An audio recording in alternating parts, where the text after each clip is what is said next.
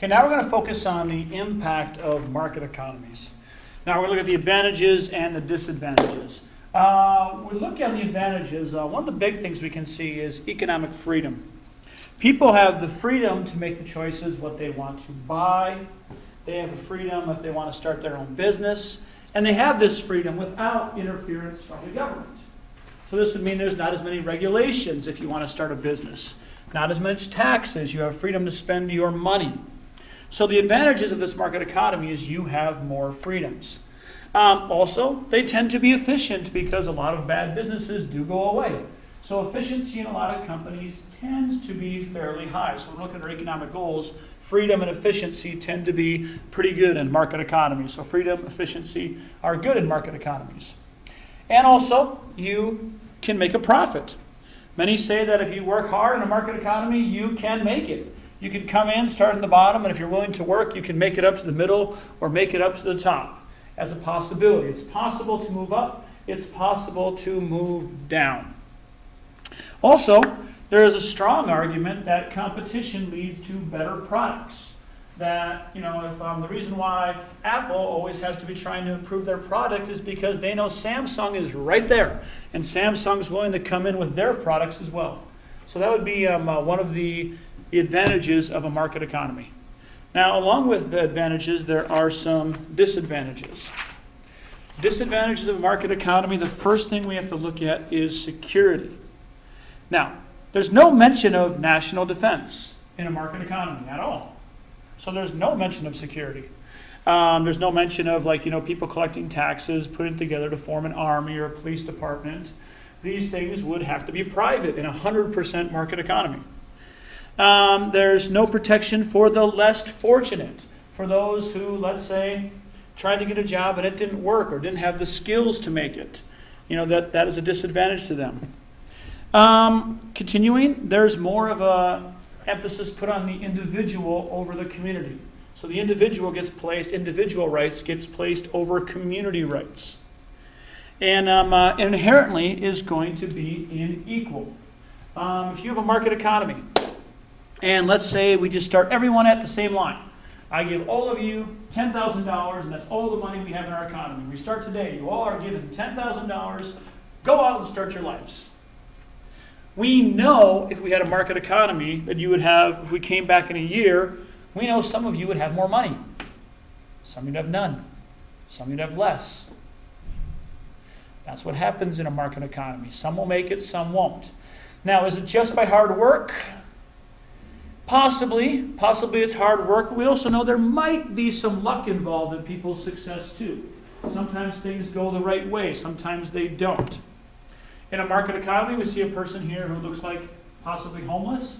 There would be homelessness in a market economy, and there's no system to do anything about it. Maybe charity will happen, maybe it won't, but there's no system to help those who are disadvantaged.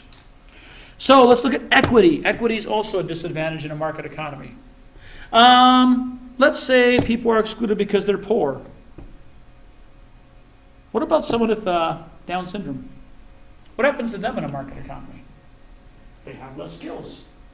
Someone would have to look after them, and there's no government system for that. I'm just going to bring up this real quick. I have a relative in my family who has Down syndrome, and their family requires assistance. So part of our tax dollars, which are taken as Social Security out of our paychecks, go to the members of my family who are raising a kid with Down syndrome. You want to think, is that okay? Should it be that way? My personal opinion is, yeah, it should. And that's my opinion, that we should, take care of each other. So, again, advantages, there's freedom, there tends to be good products, it's an efficient system. However, some people are cut out of it. Those are the disadvantages. Security, individual over the community, and definitely equity is not a strength in this one. So, let's look at our next one. So we're going to start looking at command economies, how they begin, especially socialism and communism. So for this, we're going to take you to Russia in the late 1800s, 1900s. Now, Russia was in Europe, and the Industrial Revolution happened earlier in other European countries. Britain is where the Industrial Revolution starts. Industrial Revolution basically means that this is where the factory system gets put into place. factories turning out machines, going from basically hand goods to goods that are made by machines. If you want to see an example of this, take a look at the chairs in the class. Now, these chairs were not handmade. They were made in a factory where, instead of having you go to a shop where a person would, put the chair together by themselves and make a chair and then sell the chair, it went to a system of, well, we have this chair, we're going to use machines. Maybe one person will just screw the top on the chair. One person will do the bottom, will do one job all day. That's a factory system. This allowed cheaper goods to be made, but it also allowed more goods to be made. People could afford more goods. So the goods weren't as scarce, however, they were also less quality. This is what happened during the Industrial Revolution, basically with clothing and with a lot of other goods that we would see in our daily lives. It allowed more goods to be out there, but at less quality. So Russia, for the most part, was a rural country. A lot of farming, but the Tsar, who was pretty much the king in Russia, wanted to modernize Russia, and he wanted to push forward the Industrial Revolution. And he did this very cruelly. The Tsars or the kings in Russia were cruel dictators. They rapidly increased the railroads, they rapidly increased steel production, and they made a whole lot of factories. Now, these factories brought a lot of problems for the workers.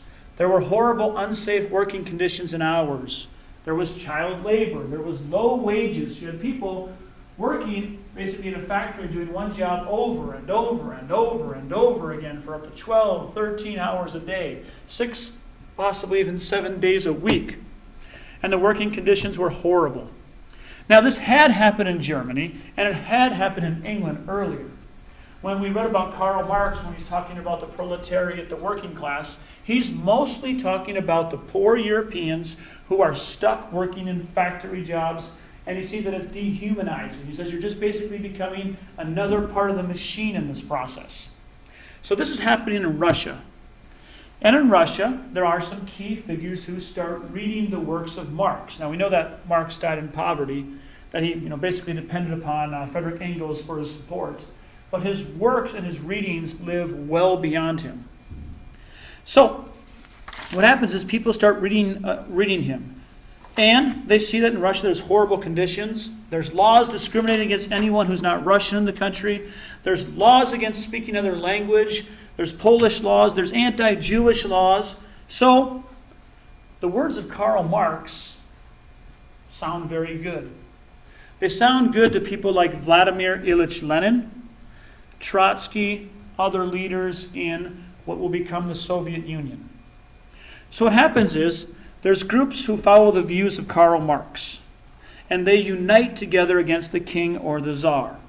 And they basically call this the revolution, and they see this as the communist revolution that Karl Marx talks about, with the poor getting rid of the rich, in this case the czar, overthrowing them, and they're going to start a communist state, which is like basically what Karl Marx talked about. They're led by Vladimir Ilyich Lenin, and he leads a group called the Bolsheviks. The Bolsheviks are basically the party or the group who are they would call the proletariat, the working class. They kill the Tsar and his family. They take Marxism under Vladimir Lenin's rule, and they are going to rule the Soviet Union as a communist country. Now, it's a very, very, very fast history of that. You could read books and books on it. That is a very quick history.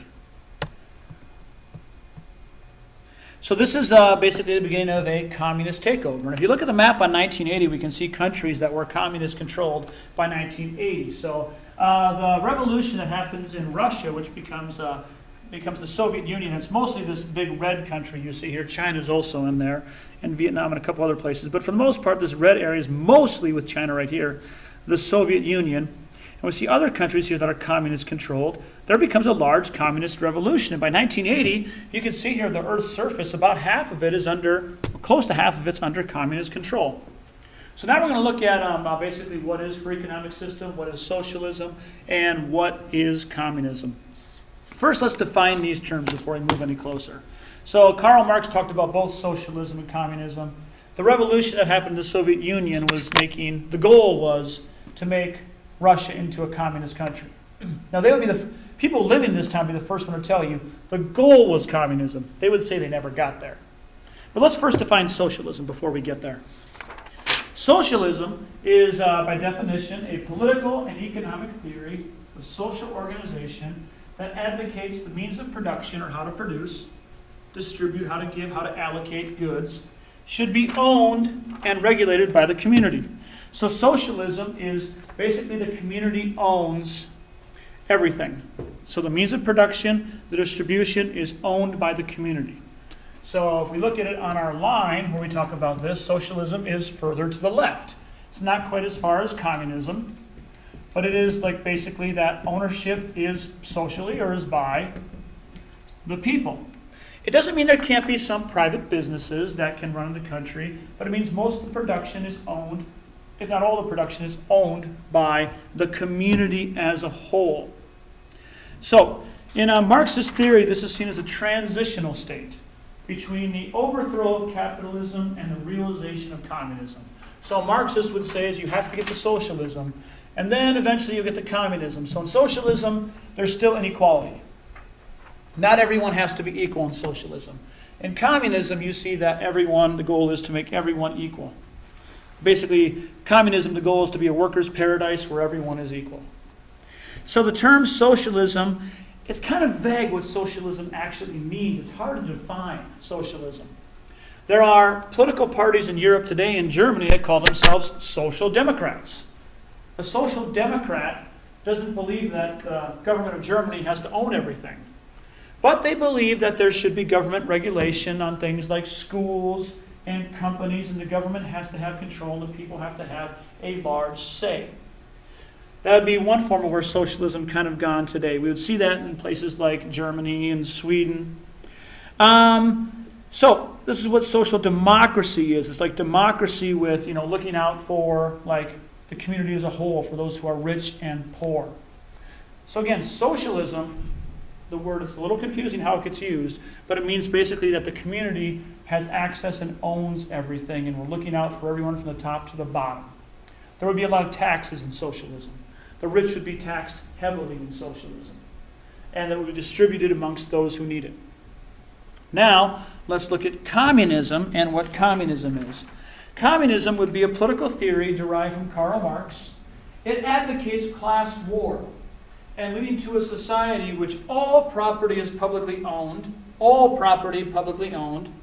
and each person is worked and paid according to their abilities and needs. So you see like a big, almost equal pay, almost everyone making about the same amount. Goods are distributed according to your needs and abilities. Now Karl Marx talks a lot about how the need for the bourgeoisie or the rich, they need to be overthrown, the proletariat need to take over. However, he doesn't talk about as much what happens after the revolution. So communism advocates violent war, class warfare, the proletariat or the working class violently overthrowing the rich and taking over. But it gets kind of blurry in what happens after that. Now, communism embraces revolutionary ideology where the state would eventually go away. So you would throw away the capitalist system, and eventually what would happen is you'd become this basically workers' paradise where all the workers are about equal and goods are distributed amongst what they need. Wasn't really the reality, though. What happened, the reality in communism, is pretty much the government controls every single aspect of life. And to get anything done, you have to go through the government. And in most countries, this would be like if the DMV or the post office ran everything.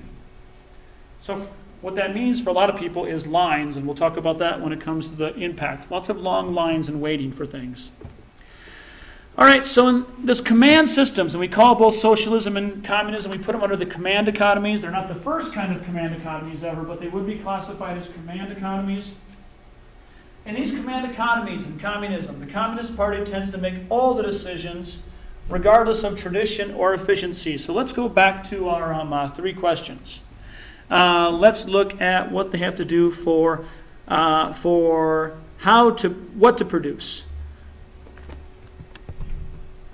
What to produce is decided by the Communist Party. And generally they'd make 5-year plans. So they would say, how many shoes do we need? Okay, this is how many people we have. This is how many feet they are. This is how many shoes we'll make. And we'll try to distribute that to everyone evenly. So we'll try to distribute the number of shoes everyone's going to have evenly. Think about potential problems with this. Can you say how many shoes people actually need?